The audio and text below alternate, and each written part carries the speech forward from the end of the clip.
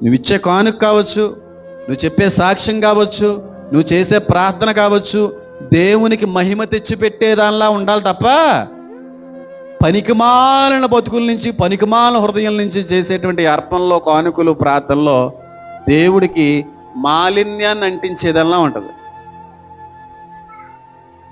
అందుకే ఆయన అన్నాడు ఒక మాట. ఏమన్నాడు? నీ నీతి క్రియలు ఎలాంటివి అంట?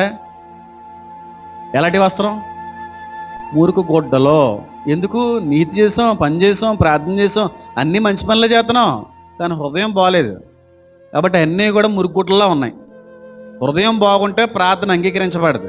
హృదయం బాగోకుండా హృదయం నిండా పాపం పెట్టుకుని, హృదయం నిండా అపరిశుద్ధత పెట్టుకుని, హృదయం నిండా అవిశ్వాసం పెట్టుకుని, హృదయం నిండా అవిధేయతలు పెట్టుకుని, హృదయం నిండా దేవుడికి ఇష్టం లేని పనులన్నీ చేసేస్తూ పైగా దేవుడి ప్రార్థన.